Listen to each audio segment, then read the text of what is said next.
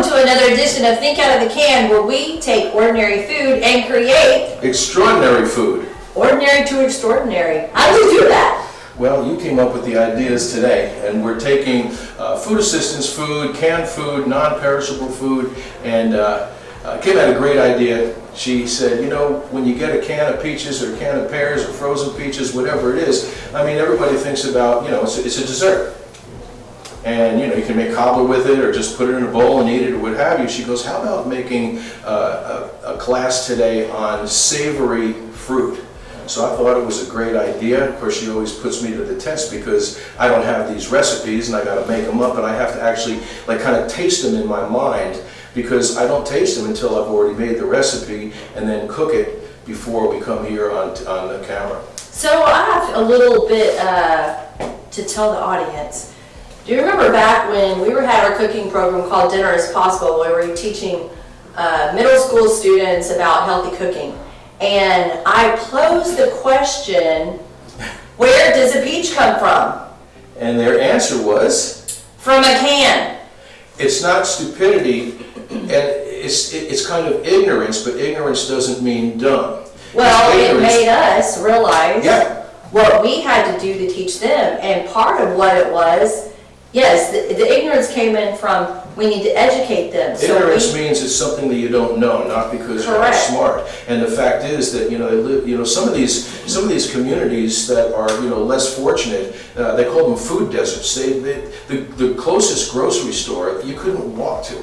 And so you go around the corner to these convenience stores, and so what do peaches come in? They come in a can. They come in a can. But as we broke it down and we started talking about a peach, what does a peach have in the middle? It has a seed. Where does the seed come from? You plant it. How do you get it off the tree? Well, you plant it and then it grows into a tree, right. And they grow hanging on a tree. And again, they hadn't been out in the country, right, or anything like that. And then you said from the tree somebody has to. So I said, okay, now you've got this peach tree, and we're talking about jobs as well. Yeah. You know, what jobs you could do on each step of the way. Well, let me jump in, because, you know, there's a verse in the Bible, I think it's Corinthians, Paul says, some are meant to plant, some are meant to water, but God is the one who provides the fruit, if you will. And so in this case, it's a very biblical also. Yeah, so anyway, this is inspired by the students of Dinner is Possible. What a great life lesson it was for me and for us. And let me say that we started in 2006 when they were their first year in middle school. They were 10 and 11 years old, and they are now 28, 29, 30. With their own children. With their own children. Knowing where peaches come from. Yeah, they do.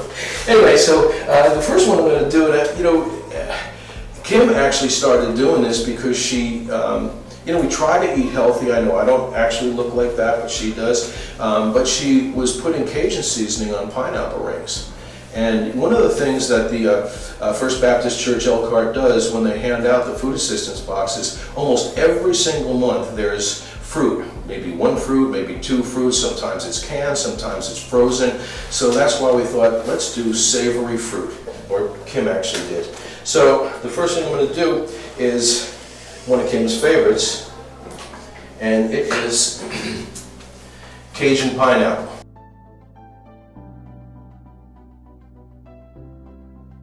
Okay. So I've got the oil and the butter in the pan. And a substitution for oil, you can do just plain butter. Or if you don't have butter or margarine or something like that, then you can use just the plain oil. So would you use olive oil on this? You can use olive oil on this one. Sometimes you can use olive oil when you don't worry about the fact that it's going to give an additional flavor to what you're cooking. You know, there's times when you don't want that flavor. You want kind of a flavorless vegetable oil, canola oil, grapeseed oil, avocado oil, something like that. The reason I use oil and butter is because the oil makes it so the butter's not going to burn, because I'm sure that anybody who cooks out there knows if you let that pan get away just a little bit, the butter burns. So I make sure that I have it heated until the butter starts to bubble, and you can see the oil is starting to ripple. This is really good. I'll try it. Yeah, it is. It's really good. Next thing I'm going to do is I'm going to season the pineapple ring. You see the pineapple ring right there. Came right out of the can. Again, if pineapple's in season and it's not too expensive. And you drained it and you dried it. Yes, I drained it. Well, we have a little Thank bit of residue, but. She's the best sous chef in the world. Gordon Ramsay and Bobby Flay, all those guys, they have no idea what a great sous chef is, I promise you. So I seasoned the one side. I'm gonna cook it on that side. You can tell it is ready to rock and roll. And now I will season the other side. I'm gonna turn it down a bit. And Cajun means that it's a little bit spicy and a little bit, it's not charred, it's caramelized. So I'm gonna do the second side. Let that cook for a bit. I'll shake the pan a little bit so it doesn't stick. And we're trying to make this real fancy and exciting because that's it, y'all. It's very simple. I open a can, put your butter and your oil in, open your can and drain it, put your seasoning on there and cook it, ready to go. You gotta And that conversation. Yeah, you're right. I'm sorry. Well, Pastor You tell me when you want to do it. His face on. We're gonna keep it rolling throughout this in case cause we're not gonna put this in the video, Oh, but we okay. can cut it. At some point, bloopers though. Okay. Cause it's just a lot easier. So, what's wrong with you? You light, you flame, and then you just go out. It looks like you're on like a lunch break or something. Anyways, I think this is probably nicely coated. Oh yeah. So We you had see, somebody ask me about the recipe, so I'm looking at her. Yes, they're out there at the table. Yes. so you see that it's really nicely caramelized, and that Cajun seasoning is really, really cooked into that one side. So I'm going to again cook it on the other side. I got a pretty high flame also. I want it to kind of cook quickly because you don't have to cook the pineapple ring. It's, all I want to do is flavor it and make sure that flavor is totally through the pineapple. And I can tell you that So I think you It's- get probably 14 slices in a can. something like that. Yeah. So, I mean, It's an inexpensive way to have something that's flavorful, and nowadays everything is sweet and salty. Salted caramel, bacon in your what do you call it, milkshake. I mean, it's really interesting. So I was thinking about tahine. Everybody's into that tahine. Yeah. I told one of the volunteers out there, it's just like tahini. Yeah. So here it is, that's the pineapple slice, and I'll tell you what, it smells great, and I haven't had breakfast, and the final product is right here. So that was Cajun pineapple rings. Very simple, just a few ingredients, and easy to do in a can, whether it's a can or whether it's a pineapple, you get a lot of rings. Now, if you can't quite get the rings because you can't get the core out completely, then chunk it up. It doesn't matter, I just figured I would do pineapple rings. And now we're on to our life point. Our life point number 1. And life point number 1 is the greatest commandment. What is the greatest commandment? To love God with all your heart, all your mind, and all your strength, and to love your neighbor as yourself. That's the commandment number 2. That's our life point number 2. okay. But look at you. He's an overachiever. So it's Mark 12:30. So if you were to talk about the greatest commandment, loving the Lord God with all your heart, all your soul, all your mind, and all your strength. And I put strength as spirit because it's like we go through life and it's your mind, your body, your soul, and your spirit. So I put the strength as your spirit. What would you say? How do you love the Lord with all your heart, all your soul? Well, I'm not batting 1,000 in this area, but one of the things is that, you and I have coffee, tea, and devotional every morning. Now, That's what like I was today, thinking. we even, got up extra early today before we did this class. Yes. And I think that's one of the things, get into the Word. Get into the Word, and when you have a partner to do it with, whether it's your friend, and you don't have to do it face to face, you could do it over the phone. I mean, it's an amazing thing, but get in the Word. That's what I say reminds me that, God loves me, and sometimes you say, why is that? And so why can't we, love God with all our heart, strength, and soul? And I think giving to people is another way of showing you're loving God with all your heart, all your soul, all your mind. So that goes with your life point number 2, so you were already ahead of the game. But really, I feel like that is what we do, is our Bible study in the mornings, our devotional time. And then also all the time that you go and you give to other people and the community. Yeah. And the Bible studies that I go to. And Well, and I go to Vida Nueva, I serve at Vida Nueva, I serve at Tres Dias. They're Christian organizations for young men and young women and the adult men and women. And, to give. I mean, God is such a giving and loving God that that's a big way I can. that sounds amazing. And now we're on to recipe number 2.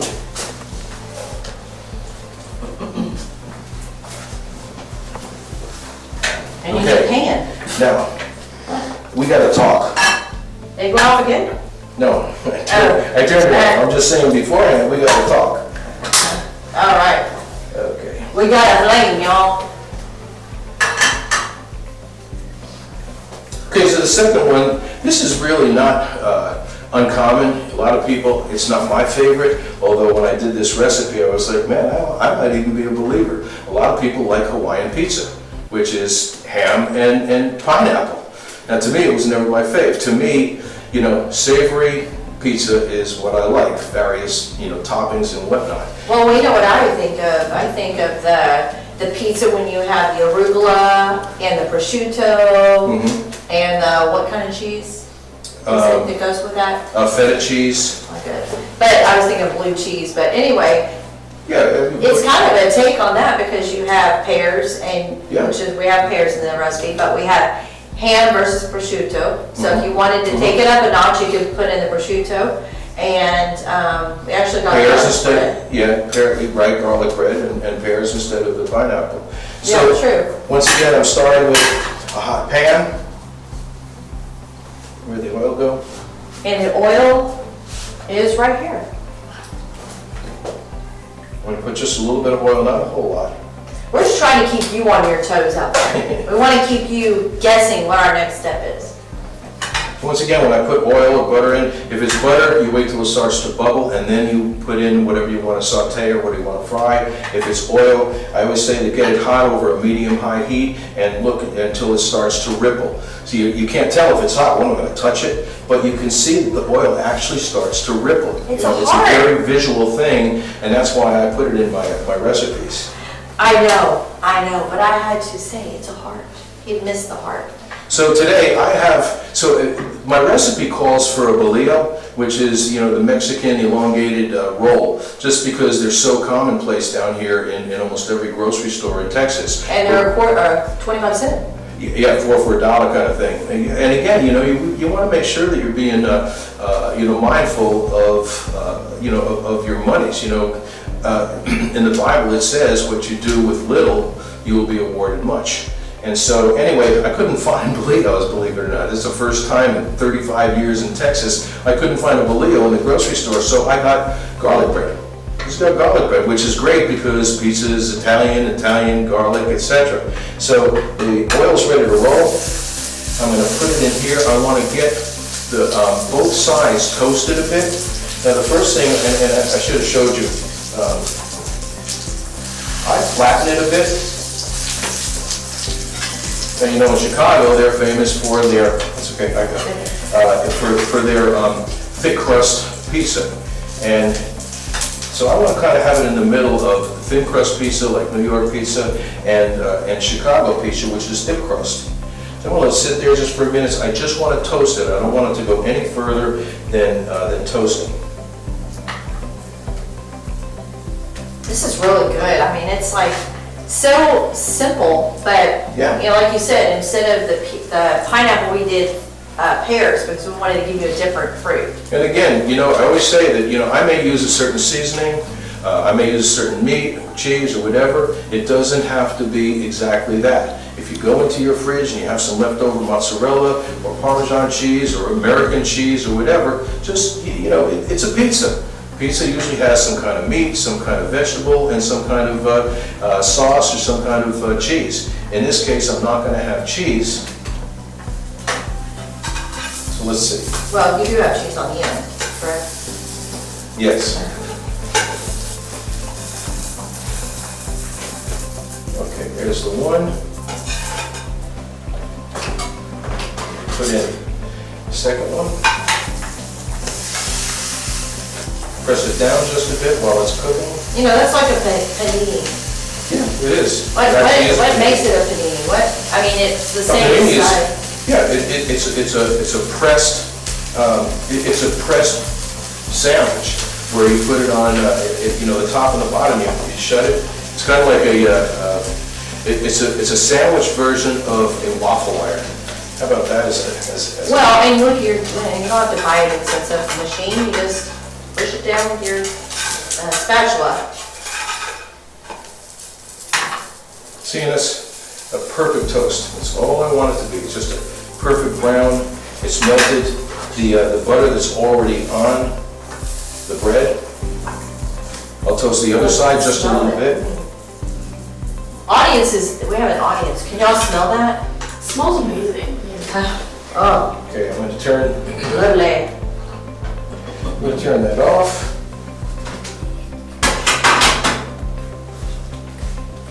I hope y'all like our red and white check, it's kind of like a picnic. I think of like, you're on a picnic, you know, when we had the hurricane came in, lights were out, we were sitting in the dark, and we put a tablecloth, a picnic On the tablecloth on the ottoman, and we didn't freak out, we just made it a picnic. We went into, and that's a really great thing, you know, when a disaster happens, you know, 3 or 4 years ago, we had that big freeze in Texas, you know, the grocery stores weren't open and so on, everybody's saying, oh, what am I gonna do, what am I gonna do? I guarantee just about anybody, I don't care where you live, I don't know what your social economic status is, almost everybody has some things in their pantry and some things in their fridge, and if you're a little bit frugal about it, you can, you know, you have something to eat for sure. And so, yeah, we did for 3 days. Kim took one of our red and white checked tablecloths, put it on the ottoman, and we had some olives and we had some cheese and whatever. And you know what? We got by. Yes. We got by. And you know why? Because the card that I have in my pocket says Philippians 4:19, our God provides all of our needs for the glory and riches in Christ Jesus. And yes, He does provide. So back to the pizza.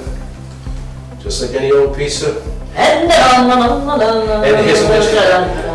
So many times, even my years as a chef, I'll put the toppings on first and then ready to put the cheese on and say, no, that's not the way you make pizza. You put the cheese on first and then you put the toppings on.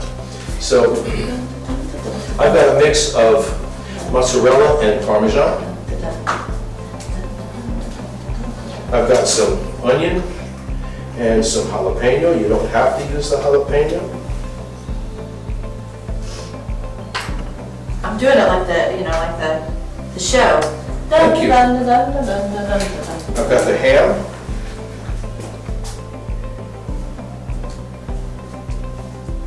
It's a fun cooking show. Just get so. And I've got the pears.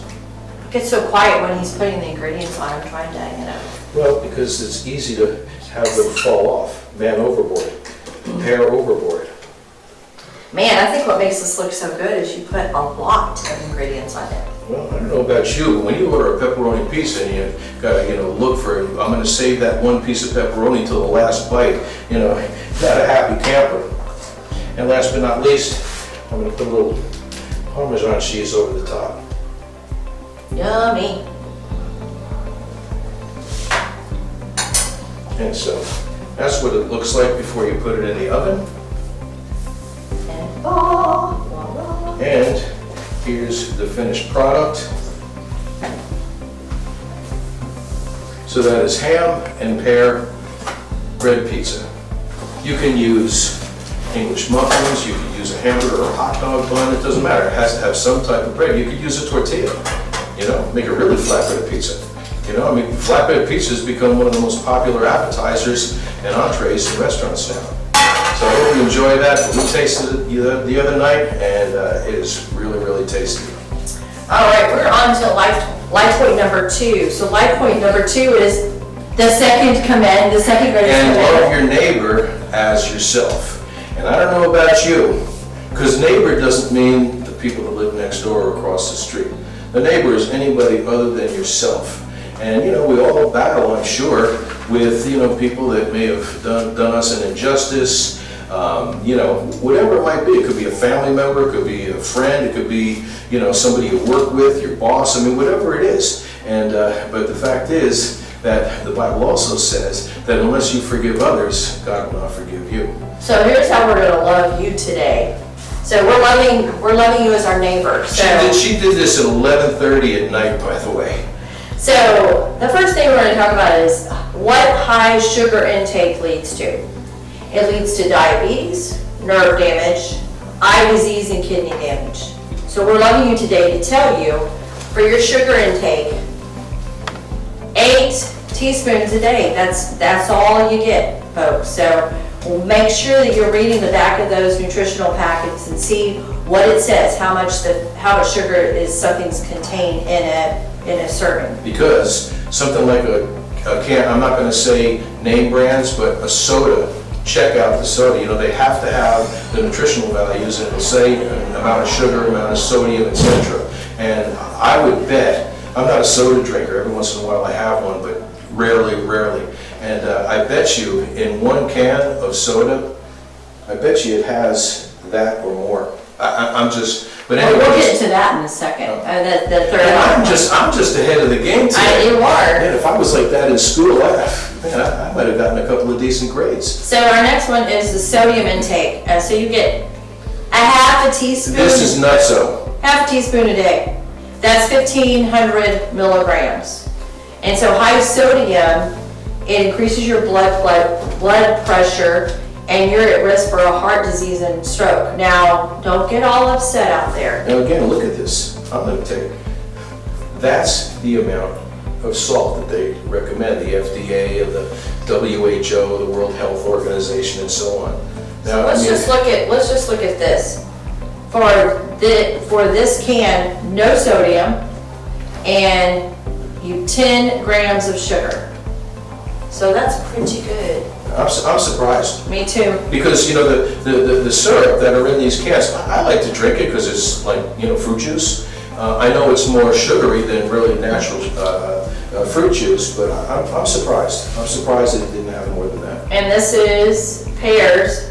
Well, we have peaches there, so let's see that. And on your pears, you have zero sodium, and on sugar, 11 grams. Wow. And what about the peaches? Because I bet you they have a lot of sugar in that. Peaches. No sodium again, 22 grams of sugar. But this is twice the size. 5 grams per teaspoon. So it's 5 grams per teaspoon. So you want to make sure that you're checking out those numbers, because that's very important. So again, we've got a half teaspoon of your salt intake, and 8 teaspoons of sugar a day. And it's kind of scary when you start breaking it down. I was kind of thinking last night, oh, I gotta watch what I'm eating. So be aware out there. Recipe number 3, deliciousness, again, chicken and peaches. Alrighty, chicken and peaches. So, you know, it's not uncommon to have meat and fruit. It really isn't. But again, with what they're giving out at the First Baptist Church of Elkhart Food Pantry, I thought, well, let me try to incorporate as many of those items as possible. So I'm going to take this chicken breast. And that, thank you. That's what I want. Here, I'll give you another one, because this is your working out one. It works out up here, so we want to make Yes, sure I it do. is.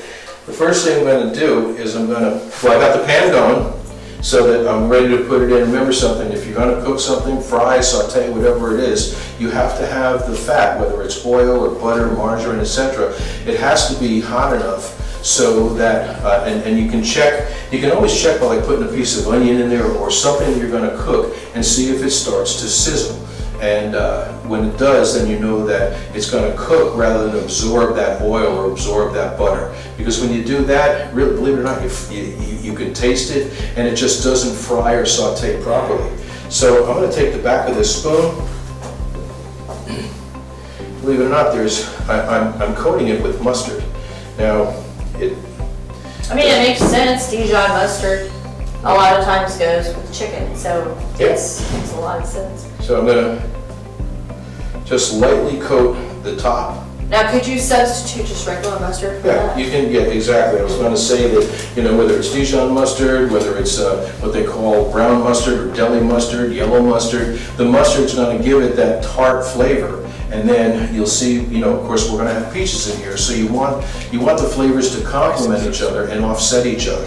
So, And also, you've got your ketchup, that, your little packets of mustard at home, you could actually use those. Sure. We forget about these little packets, they can be lifesavers. and once again, I question whether there's a home out there that doesn't have a little packet of soy sauce, a little packet of, you know, salsa, picante sauce or whatever, and you can be creative with those. In fact, we know that we're gonna do a class one of these months on what can you do with the condiments that are just sitting around in your pantry or in your fridge. So you can see that I just lightly basted that with the mustard. Now, if you have a pastry brush, you can use the pastry brush. You can use, you know, you can use a rubber spatula. But you know, I just got a regular little plastic spoon here, and you don't want it to be coated a whole lot. Next, I'm going to take Cajun seasoning. I make my own Cajun seasoning. It's a blackened seasoning, but you know, you can go out and get some in the store. My recommendation, if you know, if you're going to get one, then either get Paul Prud'homme's black and redfish seasoning or Emerald's Essence, and then because they have much less salt content. So that's my suggestion. And you want to show them that? Oh, I was looking at the sodium content, 105 milligrams for a quarter teaspoon. So, you know, you gotta be careful on all of these. This has less sodium than really any of them out there. And you see that, again, when I use Cajun seasoning, I like it to be pretty prominent. So I'm just carefully and evenly coating the top of the chicken breast. Ooh, it looks good. Doesn't it?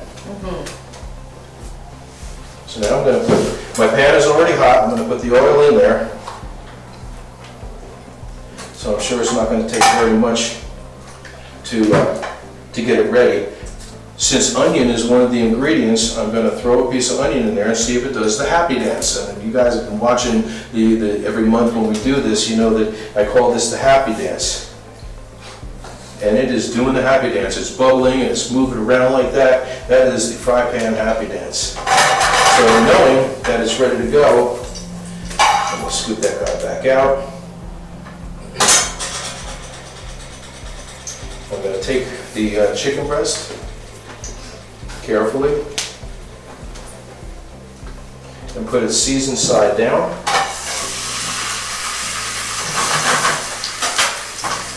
You can hear that sizzle.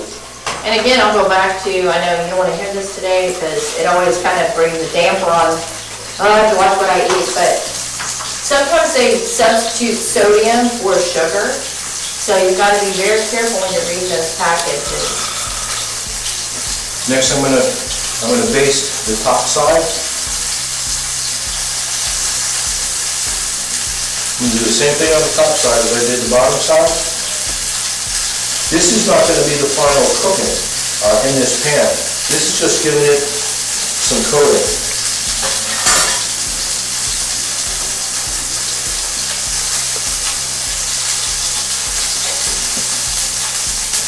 And do the same thing with the Cajun seasoning. The Cajun seasoning is popular today, huh? If you don't have Cajun seasoning, you could put some garlic powder, maybe a little cayenne pepper. Again, just be creative with what you have. And you know, I was just thinking, when you say sodium, that's salt. Some people may not know sodium is salt, so it's the same thing, basically. Now look at that. Woo, Look at that coating. look at that fire. Do the same thing on the other side. Again, I kind of shake it around to make sure it doesn't stick.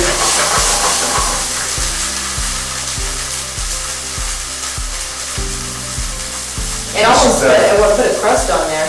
Yeah, That mustard. it put a bona fide crust. So this type of crusting happens to be the most popular crusting for lamb, just a quick aside. But you can crust pork with it, you can crust chicken with it, you can crust, basically any, one of the things I like to do is when I cook fish, like a hearty piece of fish, I'll put a light basting of that on there and some peppers and onions. So this is ready to go, about 3 minutes per side. Well, the great thing about that is, for me, I'm not eating gluten, and so that's great because can't eat, can't use that flour, Ooh, smells amazing. Smells really good. So the next thing I'm going to do is,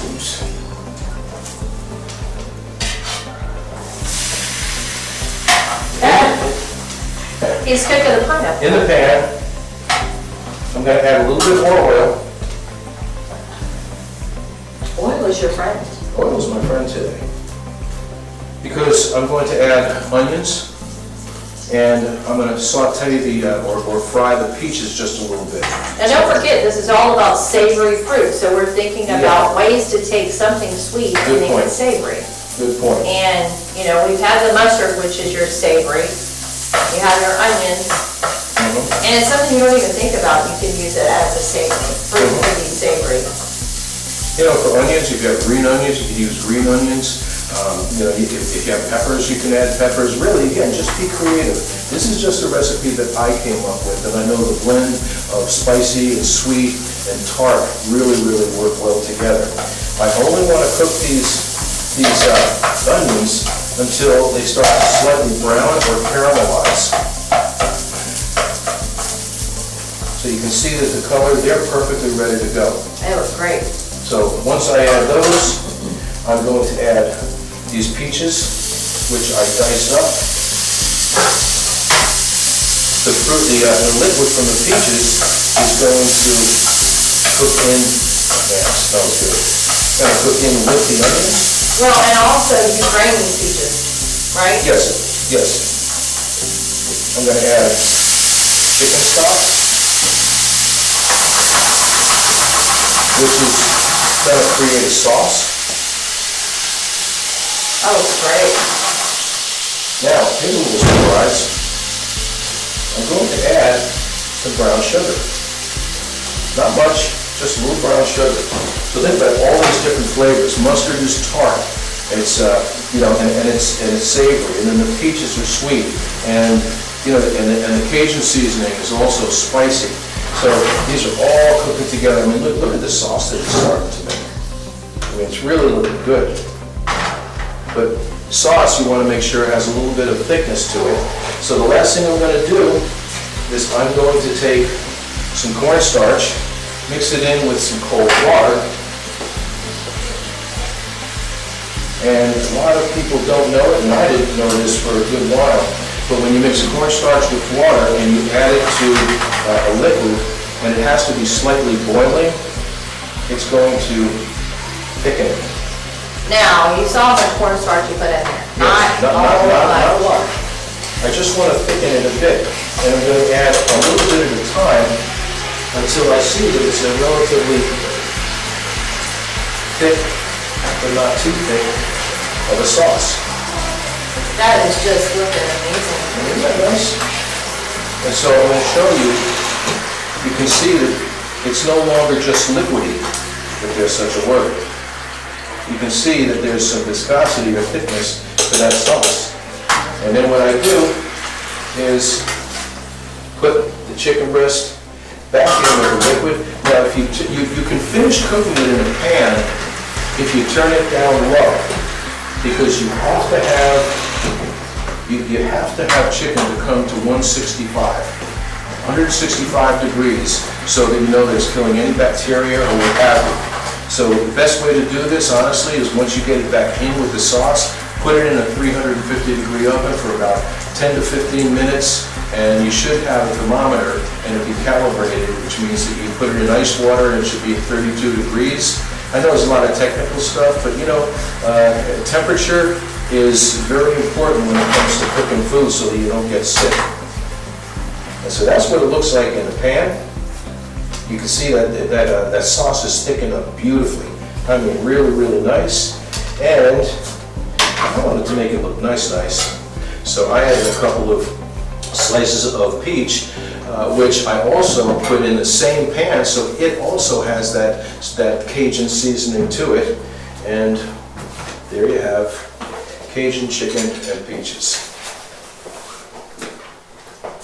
Is she not a great sous chef? Yeah. We're on to our life point number 3, and we have audience participation. So I'm asking our director, so you can see how old our director is. This is amazing. She's been great in helping us make this. Here, come in the middle. I'm going to tell you what the director would tell me. So this is the question I have for you. And it's not to put you on the spot. It's just to see what you think. So we talked about the sugar and the sodium, right? So 8 teaspoons of sugar for what you can have a day. So how much sugar is in this? Can you guess? Don't read the back yet. You're going to tell us. It's supposed to be hydrating, so you would think not very much, because it's mostly supposed to be water with like maybe some juices in it to hydrate a player. So read how much sugar? 35 grams. So, yes, isn't that shocking? And this is made to hydrate players. Yes, isn't that shocking? So that's the first one. How much sodium is in that? 255 milligrams. Wow. Because it makes you want more, right? Well, and I will say, in fairness to these not energy drinks, that's another world, but these sports drinks, is when you're running and gunning, you sweat, which you're sweating the sodium out of your body. And so the reason why they have that much in those is because you need to put it back in so that you can continue. I'll just give them. Okay, that. so if you're But the working sugar- out. But the sugar is in there because they needed to make it taste good. But Because let's also say, if you are working out, great. If you're on your couch sitting and watching the cooking show and you're not like getting out and being active, that's not good. So for me, it's not a matter of whether you can eat this or not, or drink this or not. I think that it's about weighing. That's what I want you to learn. It's balancing. It's balance. It's not about this company's bad. They're making a product. It's not they're making a product that's bad. They're making a product that is going to help You you. want to put back into your body what your body is expelling when you're really working out and exerting yourself. But if you don't excel what's in there and you just down these, like I know Because you people- like a Gatorade or a Powerade or whatever, then you're just adding more of which you haven't even left out of your body, which means that you're on overload with sodium and sugar. Exactly. So just a quick aside, so Gatorade was invented by the team medic or whoever it was for the Florida Gators, the University of Florida. And the first thing that the guys said when he said, here, take this because it'll give you back that, what you need is, man, this tastes horrible. And so they worked from something that was good for the body, but it tasted bad, and so they kept on working it. And it'd be a good thing for you to check out the history of Gatorade and why these sports drinks are important. But then again, you have to make sure that you're exerting yourself in order to make it positive for your body. Right, talking about balance. So, okay, now we got soup. I'm not going to show the cover because I didn't even think about that, but we got soup. So we're going to cover the front Okay. because it doesn't matter. It's not about brands. It's about across the board. This is what they're making and putting on the shelves. Right, so we're looking at sodium. How much sodium do you think in this? And this is just a common person that's watching, that's thinking, how much would they say? Well, I want a good, hearty, chunky soup. I want Right. something that's a meal as much as it is a soup. I mean, that's what consumers do. Right, so what do you think? 2 grams. 2 grams, okay, so cover the front so we don't insult the company, 'cause it's not about that. And we're looking at this side because that's container, unless you're gonna eat half this container. That's the other thing, you wanna look at serving size. This is 2 servings, so that's 2 meals. How much sodium? 1,850 milligrams. What percentage of the whole recipe is it? 80%. 80%. All right, so you got your, And that's for one serving. If you eat the whole can, which most people would just put it in a big bowl and eat it. Yeah. so that's your day, and that's for that. Yes, it's pretty shocking, isn't it? Yes. You don't even think about it because now, do you not eat the soup? No, we're gonna eat what's in our pantry. But you may eat that, and then what could you have for like another? And what's in the food assistance Right. boxes and so on. So what else could you have? If you had that, what else could you have that maybe substitute? Maybe you could have the pineapple, Yeah. you know? Put some garlic bread with it.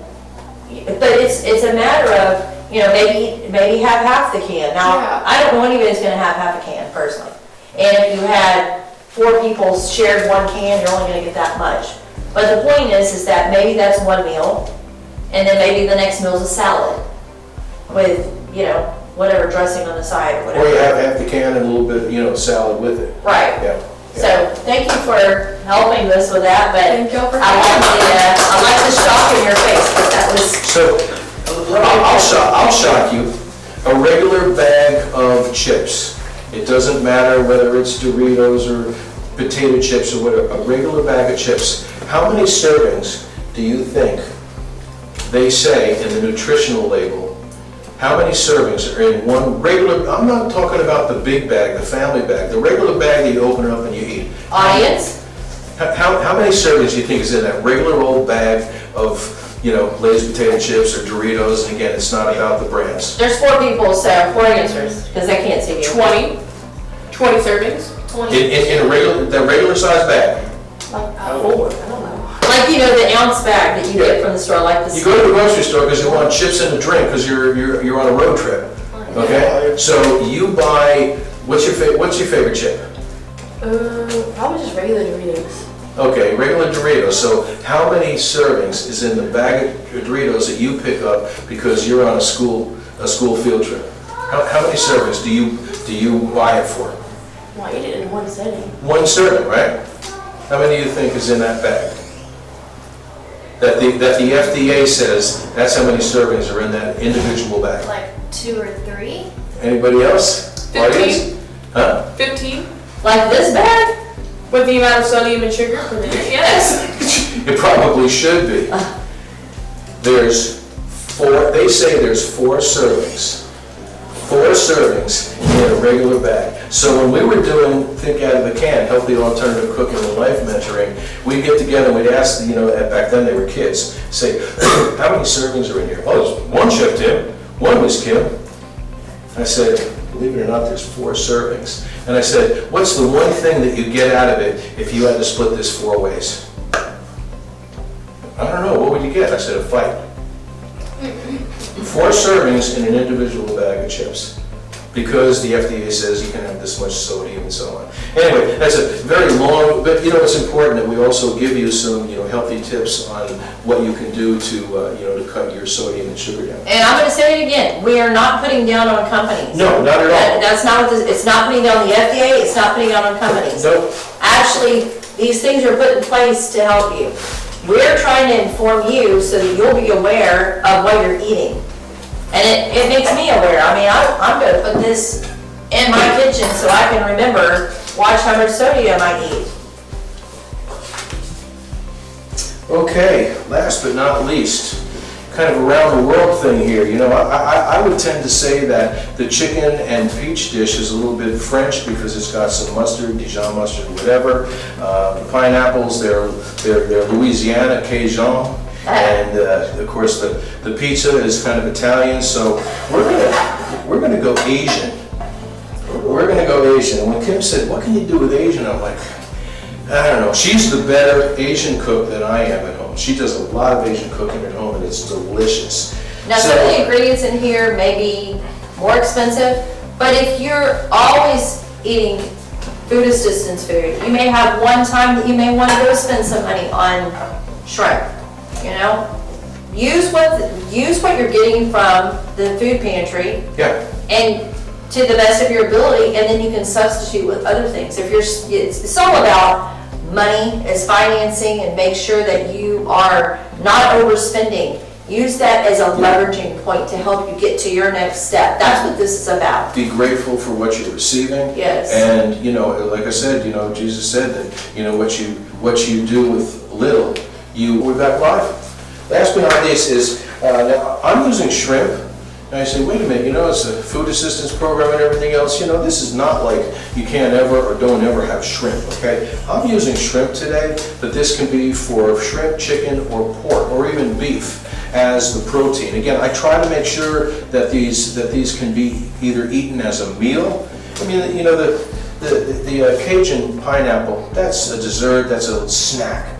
But the other ones you want to see, to try to have the food groups. You have protein, you have dairy, you have vegetable, and so this one, I decided I'm just going to use a shrimp today. So once again, we're going to have shrimp and pineapple fried rice. So sugar and sodium are not a food group? No. But who is it that Elf said that syrup is a food group? So, who knows? Anyway. So what I've done, just to expedite things, is I put in here, this is going to be my Asian sauce. I put in soy sauce and a really good substitute with very little sodium, because soy sauce has a ton of sodium. 860 milligrams. Is amino acids. It comes in the same kind of bottle, but you can substitute soy sauce with amino acids, and it's way, way lower on sodium. I don't even know what the count is. But we tried that last night. First I did this recipe with soy sauce because almost everybody has it. And then I tried it again last night with just amino acids, and I mean the flavor difference was nominal. So what I've done is I put soy sauce, a little sesame oil. If you don't have sesame oil, don't worry about it, but sesame oil has a really, really unique nutty flavor. So the sesame oil, I know sometimes you can use too much.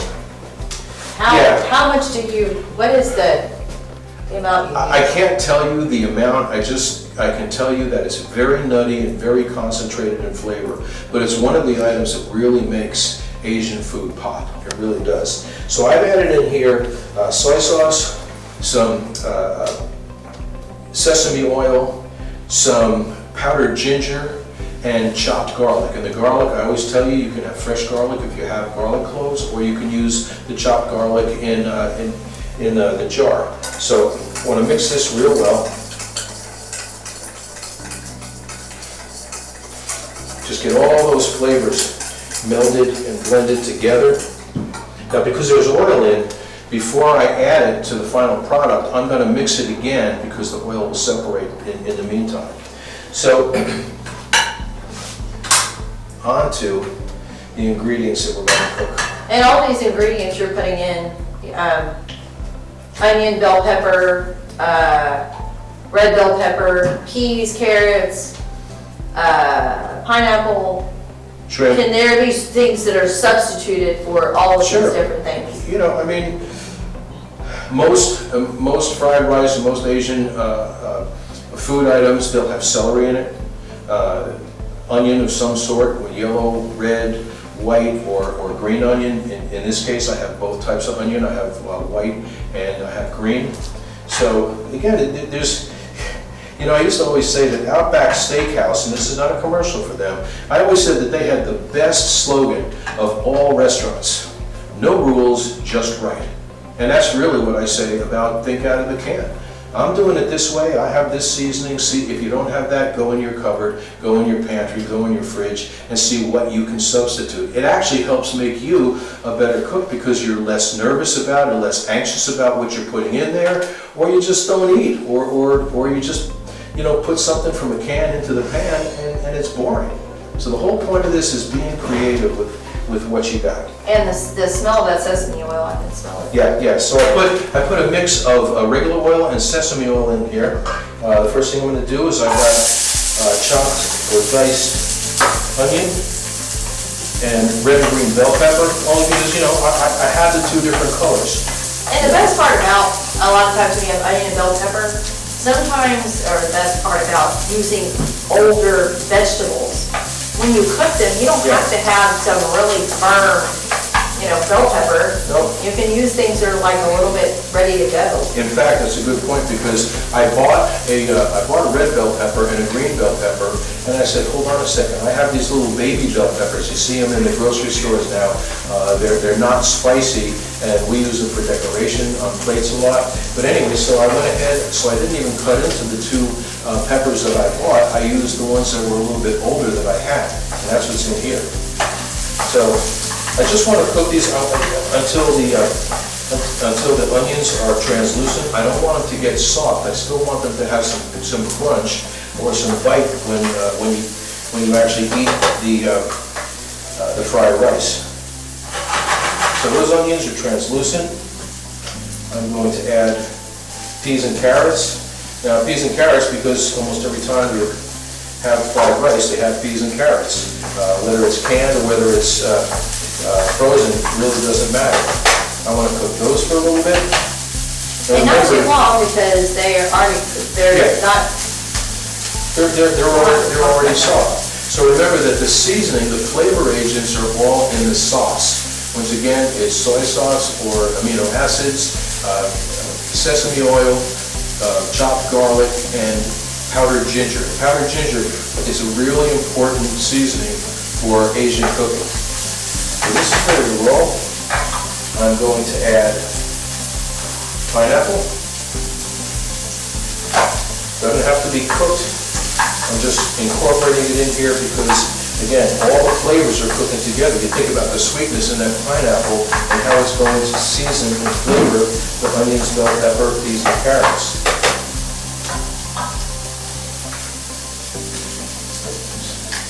Yeah. Put a little bit in there.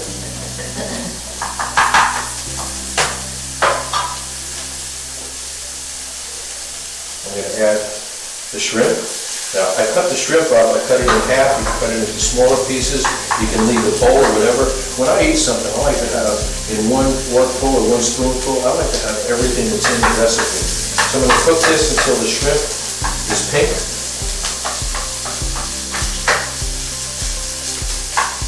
I'm going to let that set for just a minute. And remember, shrimp doesn't take a long time to cook. No, it doesn't.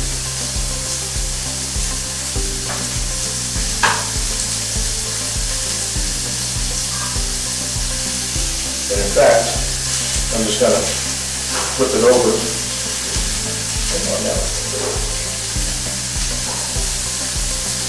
Remember, we've been talking about salt, sodium and sugar, and the companies are not responsible for what you put in your own body. Nope. So that's Really nothing to good point. do with what companies make and if the food is bad.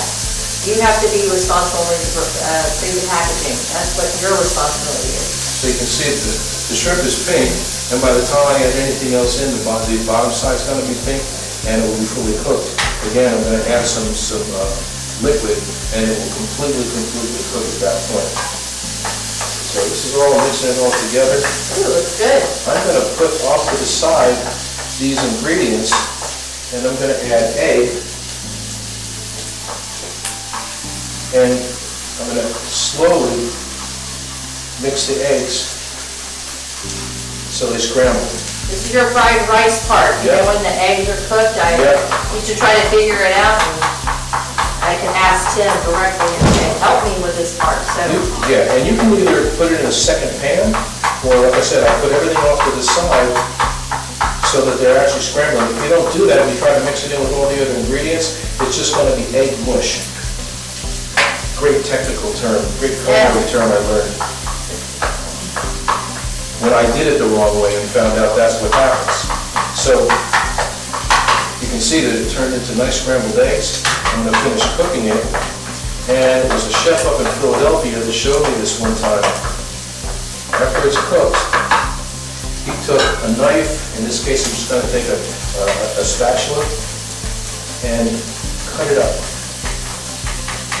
you don't want to cook your eggs to death. I mean, you don't have to cook chicken to death, you don't have to cook eggs, you cook everything where it was like too much. And look how this egg incorporates. If you try, like I said, if you try to scramble it by just pouring it into the ingredients, it's just going to be this kind of soupy, soggy, eggy type of thing.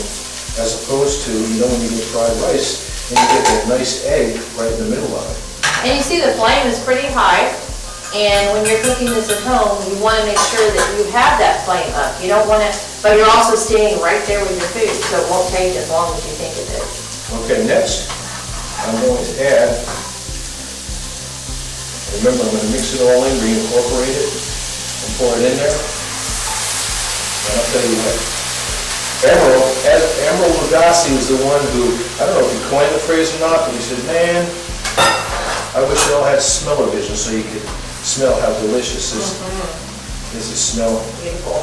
Smell-o-vision, Emerald. Looks great, smells great. It really does. So this, I haven't put the rice in yet. You can't be fried rice without rice. But look how good that's looking. Look how good that's looking. And the rice was cooked ahead of time. Yes, the rice is cooked ahead of time. Good point.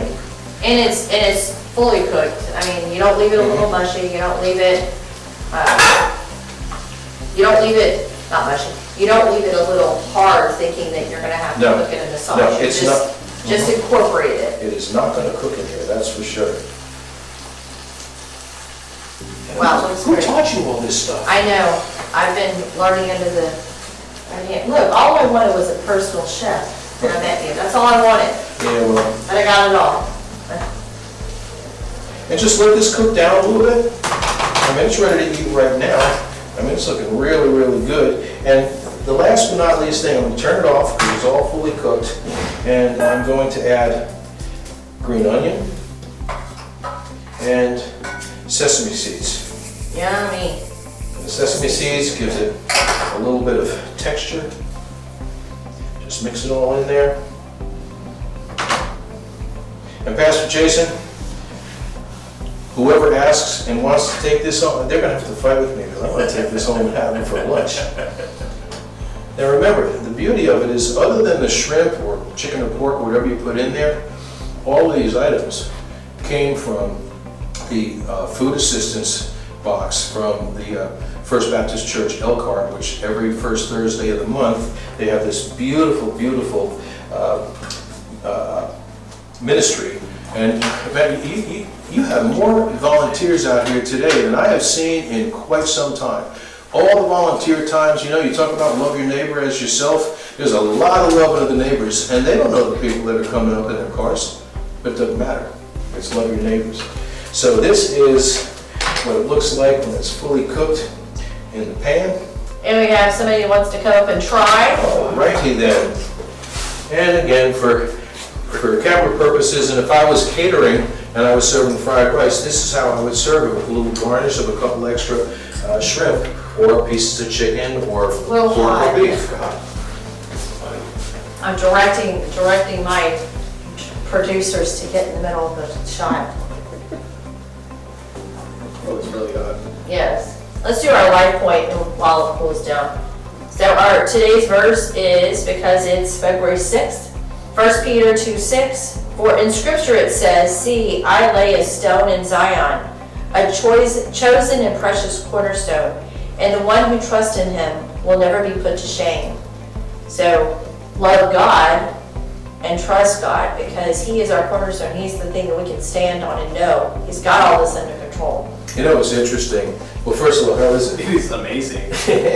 There are so many flavors that they don't clash at all. They clash, but not negative. Yeah.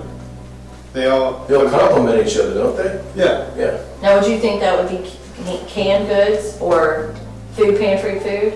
No, I would not. And remember, you don't even have to have protein in this. You can just make the fried rice with the ingredients that are in the food assistance box. I like to add protein once again so that you have all of the food groups that make it a full meal if this was the only thing you were going to eat. So thank you for tuning in. Thank you for being with us. Sorry about the technical difficulties we had. And remember, go out there and think out of the can. Think out of the can. And we say think out of the box. No, think out of the can. Till next time.